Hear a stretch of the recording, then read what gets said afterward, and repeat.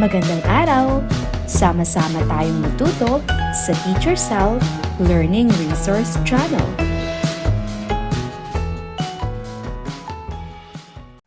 Revised K-12 Curriculum, EPP IA5, Quarter 4, Week 4, Pangangalaga at pagsisinop ng kasangkapan at materyales sa pagkukumpuni. Ano-ano ang mga materyales na ginagamit sa pagkukumpuni? Pako, martilyo, tornilyo, kahoy, at semento.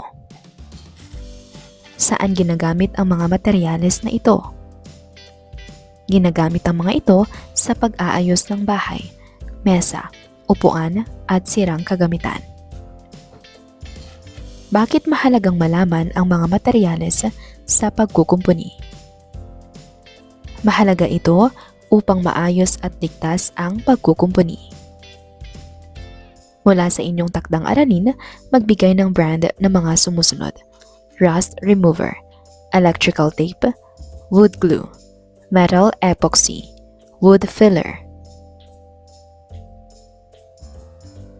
Narito ang mga posibleng sagot: rust remover, WD-40 rust remover, electrical tape, 3M electrical tape, wood glue, Elmer's wood glue, metal epoxy, Mighty Bond, epoxy wood filler, Boysen wood filler. May mga brand ng materyales na mura at meron ding mamahalin. Kung ang hanap mo ay dekalidad na materyales at pangmatagalan, angkop na bumili ng mga kilala at subok na brand ng mga materyales. Hindi lang sapat na nakikilala natin ang mga materyales sa pagkukumpuni. Makakatulong din kung alam natin ang mga brand nito upang makakapamili tayo ng naayon sa ating kailangan. Basahin ang mga emoji at i-decode ang nakatagong mensahe. Gamitin ng table sa ibaba upang malaman ang katumbas na letra ng bawat emoji. Ang grupong unang makakapagbigay ng tamang sagot ang mananalo.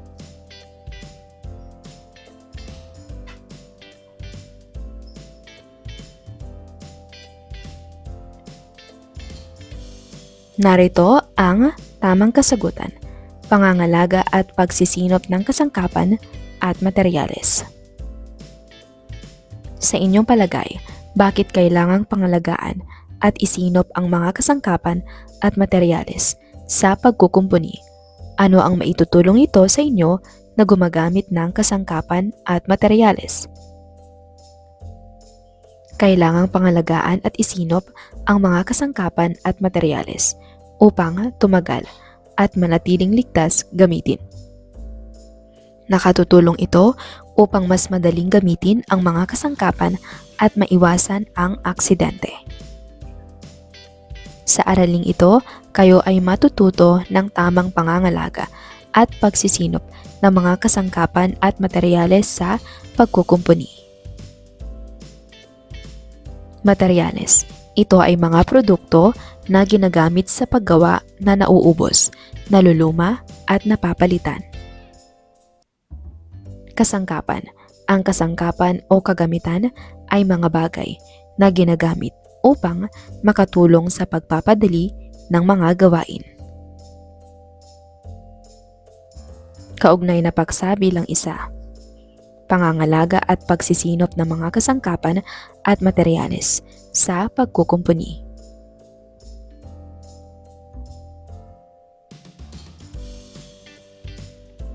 Ano-ano ang mga kasangkapan at materyales ang nagamit mo sa paggawa ng iyong proyekto? Gumamit ako ng martilyo, distornilyador, pako, at pandikit. Paano mo ginamit ang mga ito? Ginamit ko ang mga ito sa pagbuo at pag-aayos ng aking proyekto. Naisisinop mo ba ng maayos ang mga ito pagkatapos gamitin? Oo, isinaayos ko at ibinalik sa tamang lalagyan ang mga kasangkapan at materyales. Ano ang epekto kung hindi mapapangalagaan at maisisinop ang mga kasangkapan at materyales? Masisira agad ang mga ito at maaaring magdulot ng aksidente. Wastong pangangalaga at pagsisinop ng mga kasangkapan sa pagkukumpuni. Maglaan ng lugar, kahon o cabinet para sa mga kasangkapan at materyales sa pagkukumpuni. Iayos ang mga ito ayon sa uri at gamit upang mapadali ang pagkuha at pagbalik sa mga ito. Maaari itong ilagay sa toolbox o kahon. Maaari rin itong ilagay sa tool cabinet kung mayroon. Gamitin ang kasangkapan ayon sa angkop at wastong gamit nito. Halimbawa, ang pliers ay ginagamit lamang bilang pangputol o panghawak ng wires. Ito ay hindi pwedeng gamitin bilang pamukpok. Ang martilyo ay ginagamit lamang bilang pamukpok at pangbunot ng pako, pambaon ng paet at pangyupi ng metal. Ito ay hindi pwedeng gamitin bilang pamputol. Ang screwdriver ay ginagamit lamang bilang panghigpit at pagluwag ng screw. Ito ay hindi pwedeng gamitin bilang pantusok o pambutas. Lagyan ng lubricant ang mga kasangkapang may gumagalaw na parte, katulad ng pliers, gunting, adjustable wrench, at iba pa. Halimbawa, sa parteng ito dapat ilagay ang lubricant. Linisin ang bawat kasangkapan matapos itong gamitin bago ibalik sa tamang lagayan. Punasan at alisin ang mga alikabok. Punasan ng malinis na langis ang mga kasangkapang may talim katulad ng itaka at lagari upang hindi kalawangin. Linisin ang mga mantsa katulad ng langis o grasa. Hasain kung kinakailangan ang mga kasangkapang may talim katulad ng itak, paet, gunting, pliers at iba pa upang maayos at epektibo itong magamit. Huwag nang gamitin ang mga kasangkapang may sira upang hindi lumala. Makakabuti kung kukumpunihin mo na ito bago muling gamitin. Basahin ang manual ng kagamitan kung hindi sigurado kung paano ito gagamitin ng tama. Ilagay ang mga materyales sa lugar na hindi naaarawan o nababasa. Pagsasama-samahin ng mga materyales na magkakauri o magkakasukat. Sa pamamagitan nito, mas magiging madali ang paghahanap at pagsinop dito. Siguraduhing natakpan ng mabuti ang mga materyales na naglalaman ng likido katulad ng rust remover, langis, epoxy at iba pa. Sundin ang panuto kung paano ang tamang pagtatago ng materyales. Ang panuto ay madalas na makikita sa lalagyan ng produkto.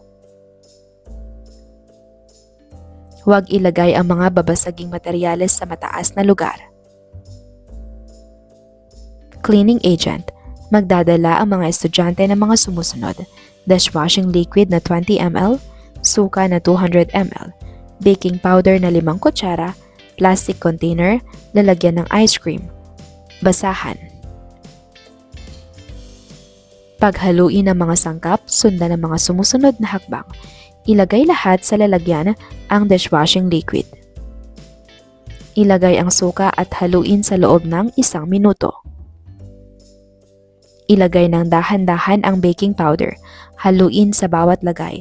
Huwag ilagay ng sabay-sabay dahil ito ay bubula at maaaring umapaw. Haluin ang pinaghalong sangkap sa loob ng 2 minuto. Magdagdag ng 30 ml na tubig at haluin sa loob ng 1 minuto. Cleaning agent. Magdala ng kasangkapang kailangang linisin mula sa inyong tahanan o paaralan: pliers, screwdriver, martilyo. Bago linisin ang kasangkapan, kuhanan muna ito ng litrato gamit ang inyong mobile phone. Linisin ang mga metal na bahagi ng kasangkapan gamit ang pamunas at ang ginawang cleaning agent. Lagyan ng langis o lubricant ang mga kasangkapang may gumagalaw na bahagi tulad ng pliers at adjustable wrench. Pagkatapos linisin, kuhanan muli ng litrato ang kasangkapan. Ipakita ang dalawang larawan, bago at pagkatapos sa inyong guro. Para sa ika-4 na araw. Bakit kailangang pangalagaan at isinop ang mga kasangkapan at materyales sa pagkukumpuni? Upang tumagal ang mga ito, manatiling ligtas gamitin at maiwasan ang aksidente. Magbigay ng halimbawa kung paano mapapangalagaan ang mga kasangkapan sa pagkukumpuni. Linisin ang mga kasangkapan pagkatapos gamitin at itago sa tamang lalagyan. Magbigay ng halimbawa kung paano mapapangalagaan ang mga materyales sa pagkukumpuni. Itago ang mga materyales sa tuyong lugar at siguraduhing mahigpit ang takip ng mga may likido. Saang bahagi ng aralin ang madali para sa akin? Bakit ito naging madali? Ano ang dapat kong gawin? Saang bahagi ng aralin ako nahirapan? Bakit ako nahirapan? Ano ang dapat kong gawin? Narito ang maaaring kasagutan. Basahin ng mabuti ang mga sumusunod na pangungusap. Lagyan ng check kung ang pangungusap ay nagpapakita ng pangangalaga at pagsinop ng mga kasangkapan at materyales. Lagyan naman ng X kung ito ay hindi. Maglaan ng lugar, kahon o cabinet para sa mga kasangkapan at materyales sa pagkukumpuni. Check. Iayos ang mga kasangkapan at materyales ayon sa uri at gamit upang mapadali ang pagkuha at pagbalik sa mga ito. Check. Ilagay ang mga materyales sa lugar na naarawan at nababasa. X. Ilagay ang mga babasaging materyales sa mataas na lugar. Check. Gamitin ang kasangkapan ayon sa angkop at wastong gamit nito. Check. Gamitin ang pliers bilang pamukpok. X.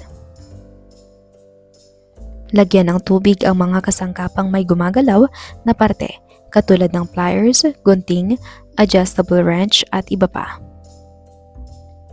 X. Huwag nang gamitin ang mga kasangkapang may sira upang hindi lumala. Makakabuti kung kukumpunihin muna ito bago muling gamitin.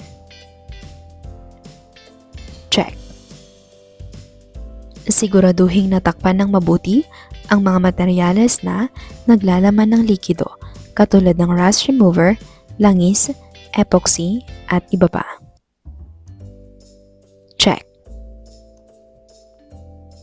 Linisin ang bawat kasangkapan matapos itong gamitin at bago ibalik sa tamang lagayan. Check.